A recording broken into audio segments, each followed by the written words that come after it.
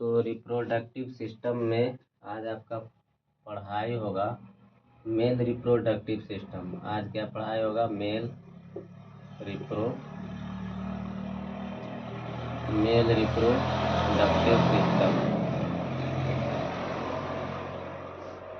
Reproductive system में आज पढ़ाई होगा मेल रिप्रोडक्टिव सिस्टम। तो मेल रिप्रोडक्टिव सिस्टम को हिंदी में क्या कहेंगे? तो नर प्रजनन तंत्र कहेंगे। हिंदी में क्या कहेंगे? नर प्रजनन तंत्र, मेल रिप्रोडक्टिव सिस्टम को। तो मेल रिप्रोडक्टिव सिस्टम के कितने भाग हैं? तो मेल रिप्रोडक्टिव सिस्टम के 4 भाग हैं।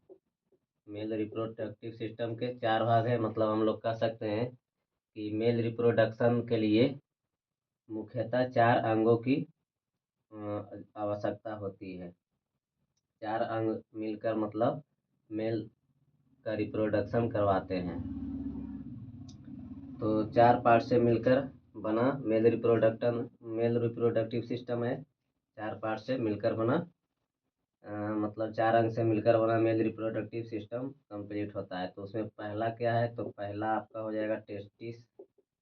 टेस्टिस हो जाएगा मतलब वृषण। टेस्टिस मतलब वृषण। तो वृषण कितने होते हैं मानव नर में, मतलब जेंट्स में कितने टेस्टिस होते हैं वृषण? तो 2 होते हैं। और इसके अगला होगा, दूसरा भाग होगा एसेसरीज। एसेसरीज डक्ट होगा। इसका दूसरा भाग होगा एसेसरीज डक्ट। एसेसरीज डक्ट मतलब क्या हुआ?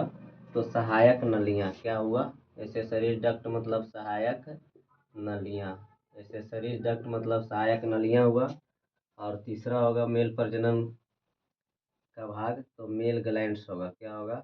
मेल ग्लैंड्स होगा, मतलब नर ग्रंथियाँ कह सकते हैं या फिर पौरुष ग्रंथियाँ कह सकते हैं। पौरुष ग्रंथियाँ होगा मेल रिप्रोडक्टिव सिस्टम का भाग। और चौथा जो होगा मेल रिप्रोडक्टिव सिस्टम का भाग तो होगा external genital area.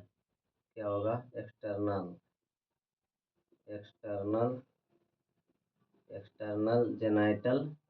Genital area, मतलब बाहरी जननांग होगा। बाहरी जननांग अंग, बाहरी जननांग अंग होगा। एक्सटर्नल जेनाइटल एरिया मतलब क्या हुआ? बाहरी जननांग क्षेत्र कहिए या बाहरी जननांग अंग। तो सबसे पहले मेल रिप्रोडक्टिव सिस्टम के 4 पार्ट हैं, मतलब 4 अंग है। 4 अंग, ये चारों अंग मिलकर मेल रिप्रोडक्टिव सिस्टम कंप्लीट होता है। तो पहला है टेस्टिस, दूसरा है एसेसरीज डक्ट्स, दूसरा है एसेसरीज डक्ट, तीसरा है मेल ग्लैंड मतलब पौरुष ग्रंथियाँ, और चौथा है एक्सटर्नल जेनाइटल एरिया। तो ये चारों पार्ट मिलकर मेल रिप्रोडक्टिव सिस्टम कंप्लीट होता है। तो पहला हम लोग को टेस्टिस है, तो टेस्टिस के बारे में जानना है। टेस्टिस के बारे में, तो टेस्टिस मतलब क्या हुआ? तो वृषण हुआ। तो वृषण का फॉर्मेशन कैसे होता है, वृषण में क्या क्या होता है, ये सब पढ़ना है पहले।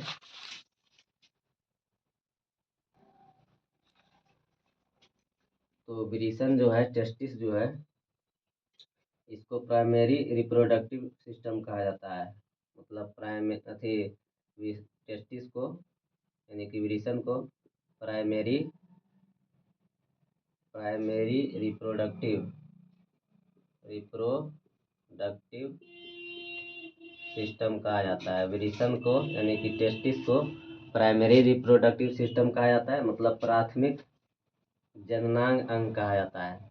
क्या चीज़ कहेंगे? तो प्राथमिक जननांग अंग कहेंगे। टेस्टिस को प्राथमिक जननांग अंग कहेंगे। और टेस्टिस में क्या होता है? तो टेस्टिस यानी कि जो वृषण है, तो इसमें क्या होता है? तो स्पर्म फॉर्मेशन होता है। टेस्टिस यानी कि वृषण जो है, इसमें क्या होता है? तो स्पर्म फॉर्मेशन होता है। स्पर्म फॉर्मेशन मतलब क्या हुआ कि शुक्र जनन होता है। क्या होता है? शुक्राणु जनन होता है। क्या होता है? शुक्राणु जनन होता है। शुक्राणु जनन होता है और कितना होता है, कितना शुक्राणु जनन होता है। तो शुक्राणु जनन होने के लिए मतलब क्या है कि 2 से 2.5 डिग्री सेल्सियस ताप हमारे शरीर के ताप से कम होना चाहिए। यदि हमारे शरीर का ताप 37 डिग्री सेल्सियस है, हमारे शरीर का ताप 37 डिग्री सेल्सियस है, तो इसमें से 2 घटा के कह सकते हैं कि 35 डिग्री सेल्सियस होना चाहिए, या फिर 2.5 घटाएंगे तो कितना होगा, 34.5 होगा। 34.5 डिग्री सेल्सियस मतलब 34.5 डिग्री सेल्सियस से 35 डिग्री सेल्सियस, 34.5 डिग्री सेल्सियस से 35 डिग्री सेल्सियस के बीच मतलब शुक्राणु स्पर्म का ताप होना चाहिए। 34.5 डिग्री सेल्सियस से 35 डिग्री सेल्सियस के बीच स्पर्म का ताप होना चाहिए, मतलब हमारे शरीर के ताप से 2 से 2.5 डिग्री सेल्सियस कम होना चाहिए स्पर्म बनने के लिए। अब है कि इसका लोकेशन क्या है। तो इसका लोकेशन जो है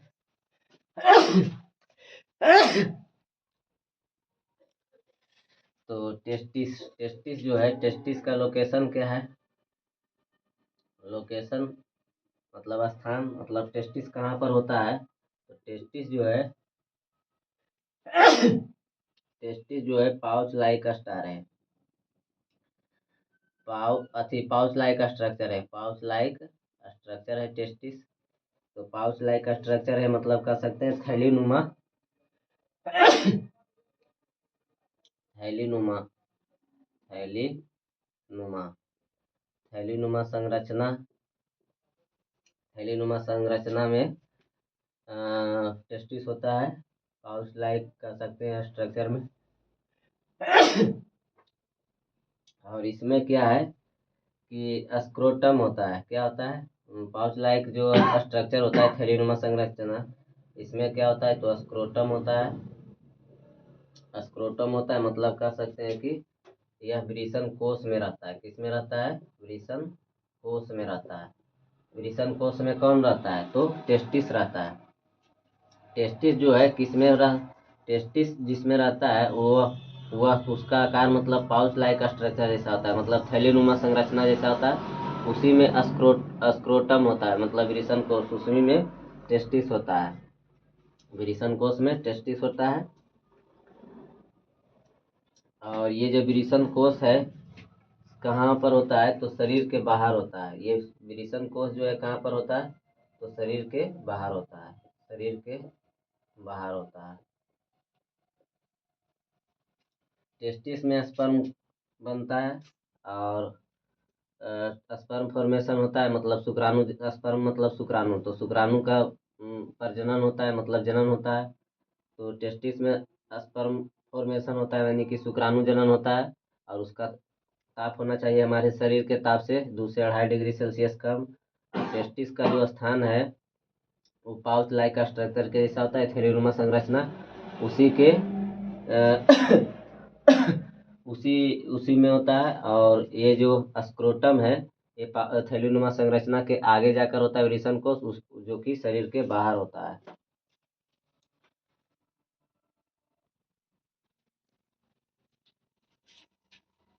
क्या है कि आगे तो इसमें आगे अब आपको जानना है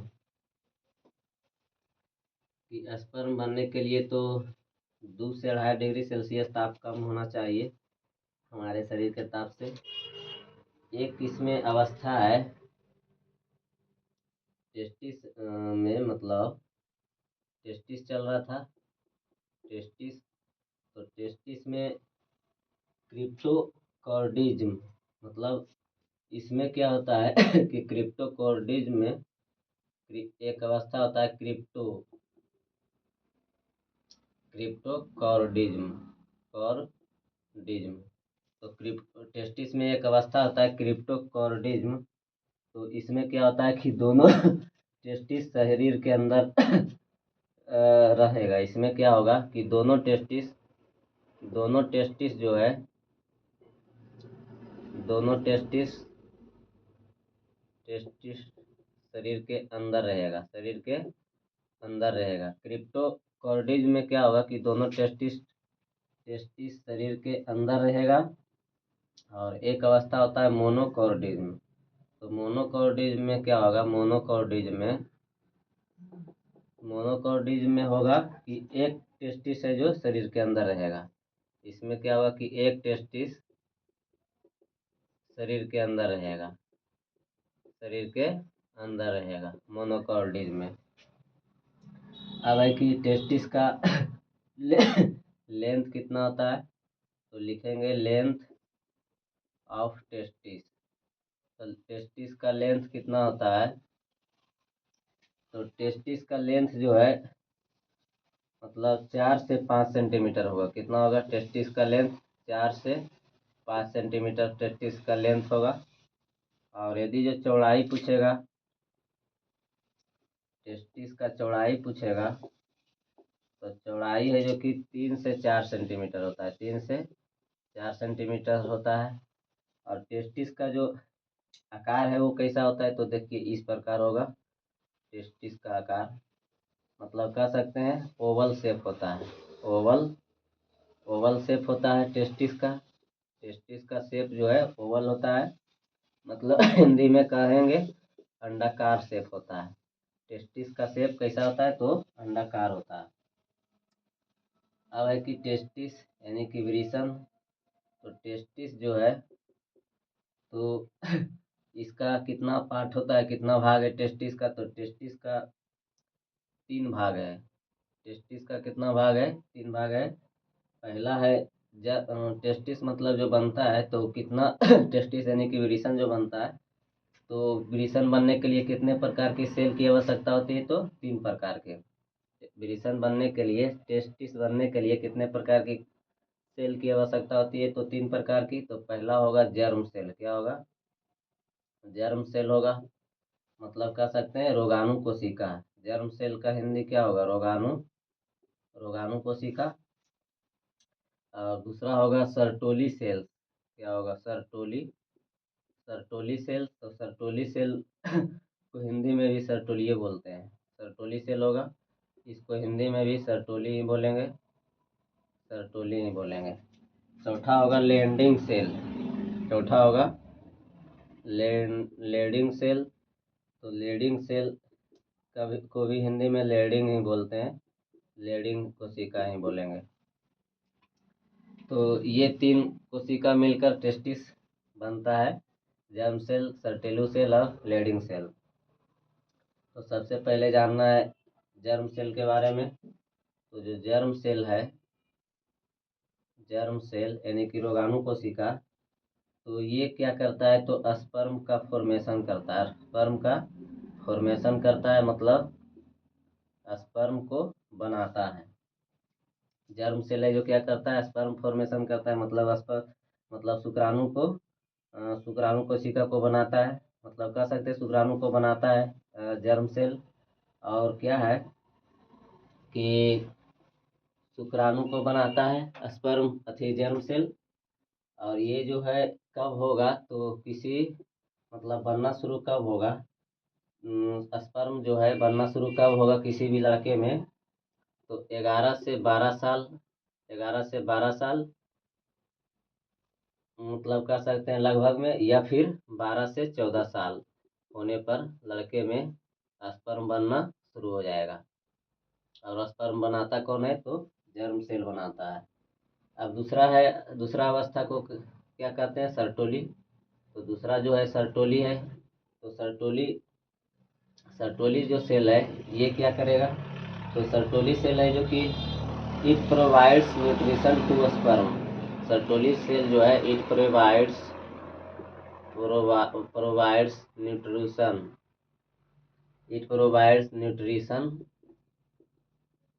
टू स्पर्म, टू स्पर्म। मतलब यह जो है, यह कोशिका शुक्राणु कोशिका को भोजन प्रदान करता है। सर्टोली सेल जो है, तो सर्टोली सेल तो यह कोशिका जो है यह कोशिका शुक्राणु कोशिका को भोजन प्रदान करता है। शुक्राणु कोशिका को भोजन प्रदान करता है सर्टोली सेल। और इसको मतलब दूसरा ये जो सर्टोली सेल है इसका दूसरा नाम है नर्स सेल। दूसरा नाम क्या है? तो इसका दूसरा नाम नर्स सेल है। सर्टोली सेल का दूसरा नाम नर्स सेल है। अब तीसरा क्रिया है लेडिंग। तीसरा भाग है लेडिंग सेल। तो अगला है लेडिंग सेल। तो लेडिंग सेल अगला देखिए उसी का भाग क्या है, लेडिंग सेल। लेडिंग सेल तो लेडिंग सेल जो है या क्या है तो मेल हार्मोन बनाता है। लेडिंग सेल क्या करता है कि मेल हार्मोन बनाता है। मेल हार्मोन फॉर्मेशन करता है। मतलब कह सकते हैं नर हार्मोन बनाता है। तो नर हार्मोन है कौन कौन? तो नर हार्मोन क्यों लेडिंग सेल जो है मेल हार्मोन फॉर्मेशन करता है, मतलब नर हार्मोन बनाता है। नर हार्मोन बनाता है। तो कौन बनाता है? Leydig cell. तो नर हार्मोन है कौन? तो नर हार्मोन जो है टेस्टेरोन है। क्या कौन है? टेस्टेरोन है, जो कि नर हार्मोन है। इसको हिंदी में भी टेस्टेरोन ही लिखा जाता है। टेस्टेरोन ही लिखा जाता है नर हार्मोन। नर हार्मोन टेस्टेरोन को क्या चीज़ हम लोग कह सकते हैं? नर हार्मोन। यदि जो एग्जाम में पूछेगा कि नर हार्मोन कौन है तो बोलेंगे टेस्टेरोन है। और लेडिंग सेल है जो कि मेल हार्मोन बनाता है। मतलब तो वह मेल हार्मोन कौन सा है? तो टेस्टेरोन है जो कि नर हार्मोन है। अब हम लोग जानेंगे कि anatomy of testis. Anatomy of testis. Anatomy of testis मतलब कह सकते हैं कि टेस्टिस की आंतरिक संरचना मतलब क्या चीज? टेस्टिस की आंतरिक संरचना। तो टेस्टिस की आंतरिक संरचना के बारे में जानना है तो देखिए टेस्टिस जैसे कि इस प्रकार बनेगा। इस प्रकार टेस्टिस बनेगा।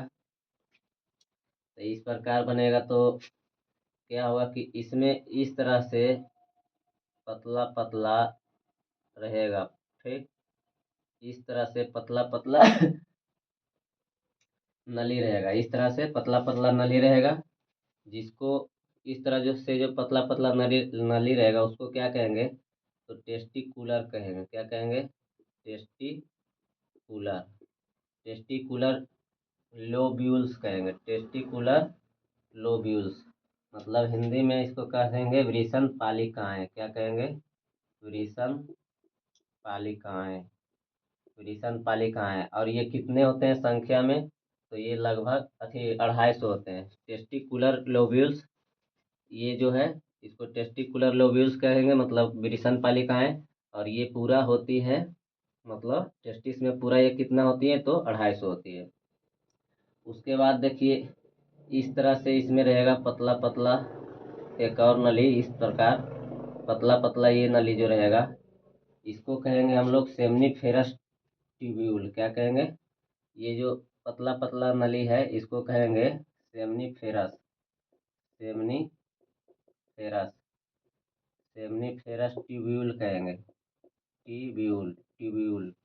तो सेमनीफेरस ट्यूब्यूल का हिंदी क्या होगा? तो शुक्रजनक नलिका होगा। इसका हिंदी क्या होगा? शुक्रजनक नलिका। शुक्रजनक नलिका होगा सेमनीफेरस। ये जो पतले पतले हैं उसको शुक्रजनक नलिका कहते हैं। और यही इसी से निकला आएगा जाल जैसा निकला रहेगा। ये जो टेस्टिकुलर लोब्यूल्स है इसी से इस प्रकार जाल जैसा निकला रहेगा।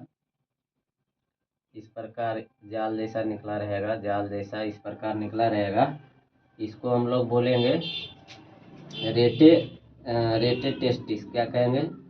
रेटे टेस्टिस, रेटे टेस्टिस कहेंगे। तो रेटे टेस्टिस मतलब क्या हुआ कि विरिसन जाल, विरिसन जाल होगा, विरिसन जाल, इसको विरिसन जाल कहेंगे। ये पूरा जो फिगर बना है टेस्टिस है। क्या है? टेस्टिस है। और टेस्टिस में ये पहला जो इस प्रकार था टेस्टिकुलर था, और ये जो है पतला पतला ये सेमनीफेरस ट्यूब्यूल है, और ये जाल जैसा रहेगा, इसको रेटेड टेस्टिस कहेंगे, मतलब विरिसन जाल कहेंगे। अब है क्या कि इसके नीचे आगे रहेगा, इसके नीचे जो है आगे रहेगा बहुत सारा ऐसे ऐसे गाढ़ा जैसा, गाढ़ा जैसा ऐसे रहेगा, गाढ़ा जैसा। तो ये जो गाढ़ा जैसा रहेगा, तो ये पहला नंबर पर था, ये दूसरा नंबर पर था, और ये जो गाढ़ा जैसा रहेगा ये तीसरा नंबर पर होगा। और ये क्या रहेगा? एपिडाइडिमिस रहेगा। क्या रहेगा? एपिडाइडिमिस। इसको क्या कहते हैं? तो एपिडाइडिमिस कहते हैं। ये तीसरा नंबर पर होता है, मतलब हिंदी में कहेंगे अधिविरिसन। हिंदी में इसको क्या कहेंगे? अधिविरिसन कहेंगे, अधिविरिसन। और उसके बाद इससे पतला जैसा इस प्रकार होकर बाहर नली निकल जाएगा, बाहर निकल जाएगा। तो बाहर निकल जाएगा तो ये निकलेगा, मतलब ये जो पतला जैसा नली निकलेगा बाहर, टेस्टिस से बाहर निकलेगा, इसको वास डिफरेंस कहते हैं। Vas deferens, vas deferens duct कहते हैं, वास डिफरेंस डक्ट कहते हैं, मतलब सूत्रवाहिका नली। ये चौथा नंबर पर रहेगा, इसको क्या कहेंगे? सूत्रवाहिका, वाहिका नली। ये पतला जैसा पाइप रहेगा, और पाइप के जैसा पतला रहेगा, और ये टेस्टिस से बाहर निकलेगा, तो इसको कहेंगे वास डिफरेंस डक्ट, मतलब शुक्रवाहिका नली। तो ये जो सेमनीफेरस है, तो सबसे पहले अब ये चारों के बारे में पढ़ना होगा। सेमनीफेरस के बारे में, टेस्टिस के बारे में, एपिडाइडिमिस के बारे में, और वास डिफरेंस डक्ट के बारे में। तो ये चारों के बारे में पढ़ना है। तो पहला नंबर पर पढ़ा जाए क्या चीज़? सेमनीफेरस। तो सेमनीफेरस ट्यूब्यूल जो है, ये सेमनीफेरस ट्यूब्यूल क्या करता है? तो सेमनीफेरस ट्यूब्यूल जो है स्पर्म फॉर्मेशन करता है, स्पर्म फॉर्मेशन करता है। स्पर्म फॉर्मेशन मतलब शुक्राणु का निर्माण करता है सेमनीफेरस ट्यूब्यूल। और दूसरा जो है एपिडाइडमिस, एपिडाइडमिस जो है, एपिडाइडमिस ये क्या करता है? तो ये है जो कि स्पर्म को परिपक्व मैच्योर करता है। एपिडाइडमिस क्या करेगा? तो स्पर्म को मैच्योर करेगा, मतलब कि स्पर्म को परिपक्वता देता है। और एपिडाइडमिस में ही स्पर्म स्टोरेज भी होता है। एपिडाइडमिस में ही क्या होता है कि स्पर्म का स्टोरेज भी होता है। एपिडाइडमिस में ही स्पर्म स्टोर होता है। और ये जो वास्ट डिफरेंस है, वास्ट डिफरेंस, तो वास्ट डिफरेंस के बारे में देखिए क्या है, जानना है, मतलब क्या? शुक्र वाहिका नली के बारे में। तो वास्ट डिफरेंस डक्ट, तो वास्ट डिफरेंस डक्ट क्या करता है कि ये है जो कि स्पर्म को टेस्टिस से बाहर ले जाता है। वास्ट डिफरेंस डक्ट क्या करता है कि स्पर्म को टेस्टिस से बाहर ले जाता है, वास्ट डिफरेंस डक्ट क्या करता है? स्पर्म को टेस्टिस से बाहर ले जाता है। अब एक चीज जानिए नोट बनाकर कि लड़के की नसबंदी को क्या कहते हैं? तो लड़के की नसबंदी, तो लड़के की नसबंदी को वेसेक्टोमी कहेंगे, वेसेक्टोमी कहते हैं, और वेसेक्टोमी कहते हैं। और क्या होता है कि नसबंदी में लड़के की जो वास्ट डिफरेंस होता है ना, ये जो वास्ट डिफरेंस होता है, इसी पर एक कट लगा दिया जाता है। जब लड़के की नसबंदी किया जाता है तो उसमें क्या करते हैं, ये जो वास्ट डिफरेंस होता है उसमें कट लगा देते हैं, कट लगा देते हैं। और और क्या करते हैं कि उसको वास्ट डिफरेंस को कट लगाकर ब्लॉक कर दिया जाता है। वास्ट डिफरेंस में मतलब शुक्रवाहिका नली में कट लगाकर कट लगाकर उस कट लगाकर क्या है, ब्लॉक कर दिया जाता है, कट लगाकर ब्लॉक कर दिया जाता है, कर दिया जाता है। लड़के की नसबंदी में कट लगाकर, वास्ट डिफरेंस में कट लगाकर उसे ब्लॉक कर दिया जाता है। अब आगे जानेंगे एसेसरीज डक्ट के।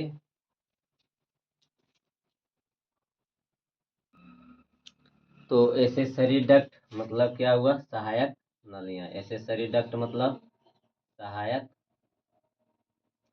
नलियां या नलिका को। तो ये कितने होते हैं, तो 4 होते हैं। एसेसरी डक्ट यानी कि सहायक नलिका जो है कितना होता है, तो 4 होता है। तो पहला नंबर पर क्या आता है, सेमनीफेरस होता है, सेमनीफेरस। पहला नंबर पर सेमनीफेरस ट्यूब्यूल होता है, सेमनीफेरस ट्यूब्यूल मतलब कह सकते हैं शुक्रजनक नलिका होता है, शुक्रजनक नलिका। तो इसका क्या काम है कि प्राइमरी स्पर्म फॉर्मेशन करता है, primary sperm, primary sperm formation करता है, फॉर्मेशन करता है। मतलब सबसे पहला मतलब प्राथमिक शुक्राणु का निर्माण करता है। सेमनीफेरस ट्यूब्यूल जो है प्राथमिक शुक्राणु निर्माण करता है। तो प्राथमिक शुक्राणु निर्माण करता है सेमनीफेरस ट्यूब्यूल। और दूसरा नंबर पर क्या है कि रेटे टेस्टिस है, दूसरा नंबर पर रेटे टेस्टिस है, रेटे टेस्टिस है। मतलब तो रेटे टेस्टिस जो है ये क्या करता है, तो रेटे टेस्टिस का हिंदी क्या हुआ, वृषण जाल हुआ, वृषण जाल, वृषण जाल हुआ। और ये जो सेमनीफेरस ट्यूब्यूल है इसका हिंदी क्या होगा, तो शुक्रजनक नलिका होगा। सेमनीफेरस ट्यूब्यूल का हिंदी क्या होगा, तो शुक्रजनक नलिका होगा, शुक्रजनक नलिका होगा सेमनीफेरस ट्यूब्यूल का। और ये प्राइमरी स्पर्म फॉर्मेशन करता है, मतलब प्राथमिक शुक्राणु का निर्माण करता है। अरेटे टेस्टिस मतलब क्या, वृषण जाल। तो वृषण जाल जो है ये क्या करता है, तो it transfer sperm, it transfer sperm to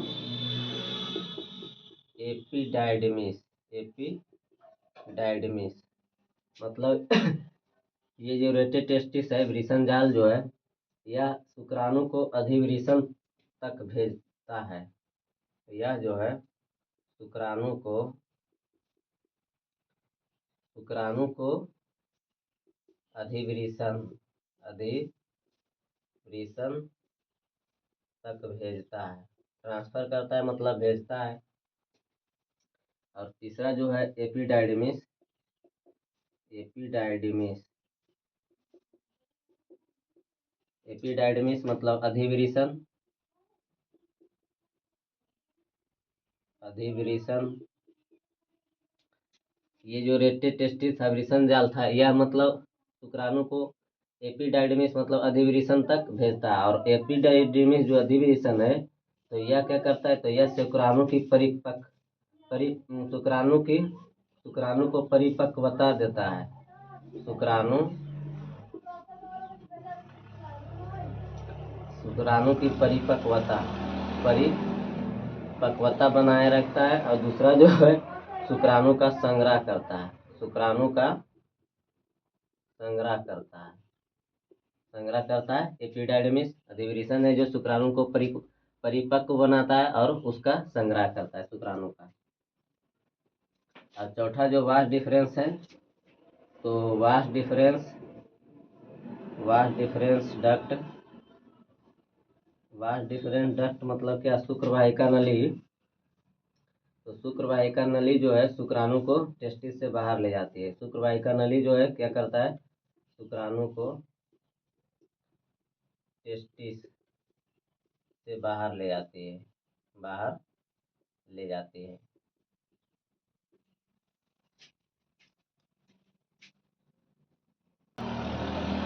अब है मेल ग्लैंड्स मतलब पौरुष ग्रंथियां। तो मेल ग्लैंड्स यानी कि पौरुष ग्रंथियां, तो पहला जो पौरुष ग्रंथियां हैं, मेल ग्लैंड्स कौन कौन हैं और कितने हैं। तो मेल ग्लैंड्स यानी कि पौरुष ग्रंथियां, तो पहला पौरुष ग्रंथि का नाम पहला पौरुष ग्रंथि का नाम है सेमाइनल वेसाइकल। क्या नाम है, सेमाइनल वेसाइकल। पहला पौरुष ग्रंथि का नाम है सेमाइनल वेसाइकल, मतलब शुक्राशय ग्रंथि। इसको हिंदी में क्या कहेंगे, तो शुक्राशय ग्रंथि। और ये कितने होते हैं, तो दो होते हैं। सेमाइनल वेसाइकल दो होते हैं। और दूसरा जो है प्रोस्टेट ग्लैंड होता है। दूसरा मेल ग्लैंड क्या होता है, तो प्रोस्टेट ग्लैंड होता है। प्रोस्टेट ग्लैंड, इसको हिंदी में प्रोस्टेट ग्लैंड लिखा जाता है और ये संख्या में एक होता है। और तीसरा बल बल्बोरुथ्रल होता है। बल्बोरुथ्रल ग्लैंड, बल्बोरुथ्रल ग्लैंड होता है। और इसको हिंदी में बल्बोरुथ्रल ग्लैंड ही कहा जाता है। और इसी का दूसरा नाम है Cowper's gland.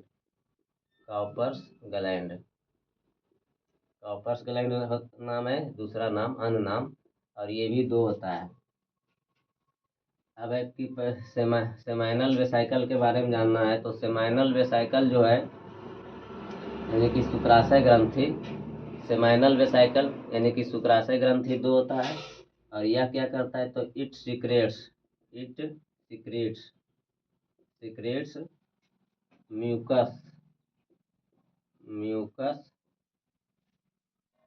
It secretes mucus, मतलब यह जो है म्यूकस मतलब श्लेष्मा हुआ, क्या हुआ, श्लेष्मा।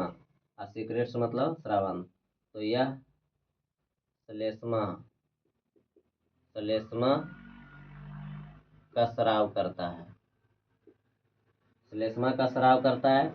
और इसका रंग जो है मिल्की होता है। इसका रंग कैसा होता है, तो मिल्की होता है, मतलब दूधिया होता है। ये जो स्राव करता है seminal vesicle, mucus. Seminal vesicle क्या चीज स्राव करता है, तो म्यूकस करता है, मतलब श्लेष्मा करता है। और श्लेष्मा का रंग कैसा होता है, तो दूधिया होता है। और ये जो सेमाइकल वेसाइकल है, यही फ्रक्टोज भी स्राव करता है। मतलब सेमाइनल वेसाइकल मतलब शुक्राशय ग्रंथि जो है फ्रक्टोज का भी स्राव करता है। इट सिक्रेट्स फ्रक्टोज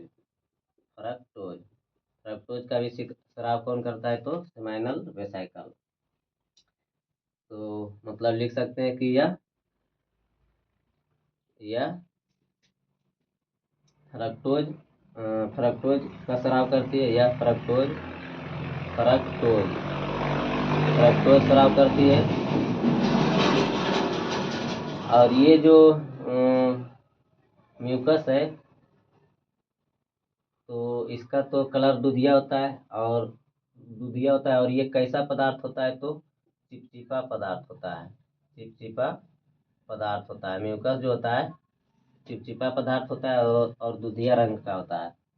और सेमाइकल वेसाइकल म्यूकस स्राव करता है और फ्रक्टोज स्राव करता है।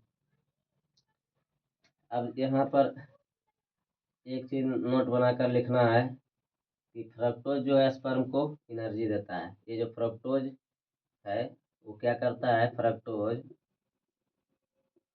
जो है स्पर्म को एनर्जी देता है। फ्रक्टोज क्या करता है, तो स्पर्म को एनर्जी देता है। अब दूसरा ग्रंथि क्या है, तो प्रोस्टेट ग्रंथि है। तो प्रोस्टेट ग्लैंड यानी कि प्रोस्टेट ग्रंथि है। तो प्रोस्टेट ग्रंथि क्या करता है कि प्रोस्टेट ग्रंथि क्या करता है कि citric acid plus calcium ion plus phosphate ion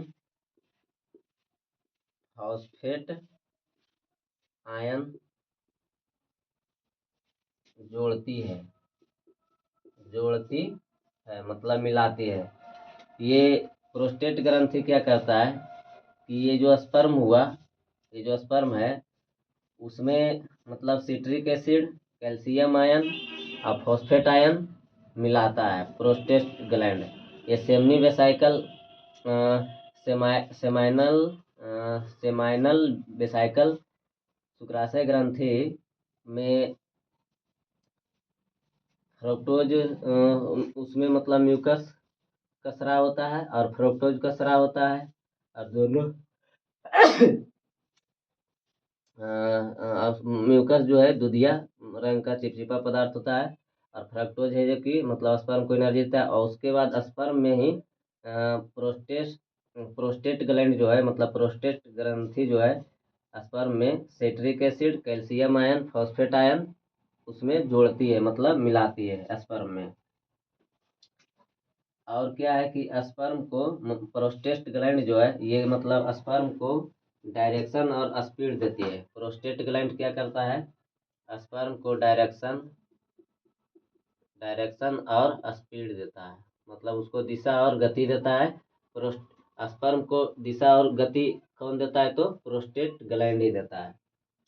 prostate ग्रंथि जो है स्पर्म को डायरेक्शन और दिशा भी देती है। अब तीसरा है ये बल्बोरुथ्रल ग्लैंड। तो बल्बोरुथ्रल ग्लैंड इसको काउपर्स ग्लैंड भी कहते हैं और ये संख्या में कितना होता है तो 2 होता है। तो इसका बल्बोरुथ्रल ग्लैंड का काम क्या है कि ये लुब्रिकेंट बनाता है। बल्बोरुथ्रल ग्लैंड जो है क्या करता है लुब्रिकेंट बनाता है मतलब स्नेहक। लुब्रिकेंट मतलब क्या स्नेहक बनाता है। और मतलब यह जो है बल्बोरुथ्रल ग्लैंड या कभी कभी मतलब फ्रक्टोज भी बना सकता है। बल्बोरुथ्रल ग्लैंड जो है फ्रक्टोज भी बना सकती है। लेकिन मुख्यतः पूछेगा कि हाँ फ्रक्टोज कौन बनाते हैं तो सेमाइनल वेसाइकल ही बोलना है। पहला आंसर वही होगा सेमाइनल वेसाइकल नहीं रहेगा तब मतलब बल्बोरुथ्रल ग्लैंड के बारे में सोचना है लेकिन पहले वही होगा। तो फ्रक्टोज भी बना सकती है। अब नोट में यहाँ पर लिखना है नोट बनाकर लिखना है कि स्पर्म प्लस क्या चीज म्यूकस यानी कि जो चिपचिपा पदार्थ है म्यूकस और plus fructose plus calcium ion. Fructose के बाद citric acid plus calcium ion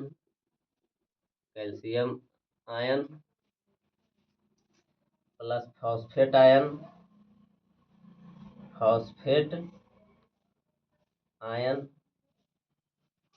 और प्लस लुब्रिकेंट।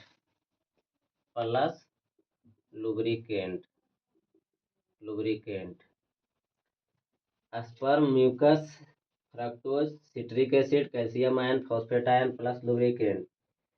तो ये सभी मिलकर क्या बनता है तो ये सभी मिलकर सीमेन बनता है। क्या बनता है सीमेन बनता है। सीमेन को हिंदी में क्या कहेंगे तो वीर कहेंगे। वीर बनता है। Sperm mucus fructose citric acid calcium ion phosphate ion plus lubricant ये सभी मिलाकर सीमेन बनता है। सीमेन को हिंदी में क्या कहेंगे तो वीर कहेंगे। तो वीर बनता है। अब आगे जानना है कि वीर जो है यानी कि सीमेन जो है, सीमेन का पीएच मान। तो सीमेन जो है यह एल्केलाइन होता है, एल्केलाइन होता है। एल्केलाइन मतलब क्षारीय होता है। तो इसका पीएच मान कितना होता है? तो 7.2 से 7.4 होता है। सीमेन का पीएच मान 7.2 से 7.4 होता है और यह एल्केलाइन होता है। और ये मात्रा में कितना होता है? क्वांटिटी में। तो सीमेन जो है क्वांटिटी में 3 ml, मतलब सीमेन है जो कि एक बार में कितना निकलता है, तो क्वांटिटी में सीमेन जो है मतलब मात्रा में सीमेन एक बार में कितना निकलता है? तो 3 ml निकलता है। 3 ml निकलता है एक बार में। और 3 ml जो सीमेन निकलता है, 3 ml सीमेन निकलता है, तो उसमें कितना स्पर्म होता है? तो ये जो 3 ml सीमेन निकलता है एक बार में, तो उसमें 20 मिलियन से 200 मिलियन स्पर्म होता है। 20 मिलियन से 200 मिलियन स्पर्म होता है। और वो 20 मिलियन से 200 मिलियन स्पर्म होता है केवल 3 ml सीमेन में। 3 ml सीमेन एक बार में निकलता है, उसमें 20 मिलियन से 200 मिलियन स्पर्म होता है। अब आगे जानना है फीमेल रिप्रोडक्शन सिस्टम।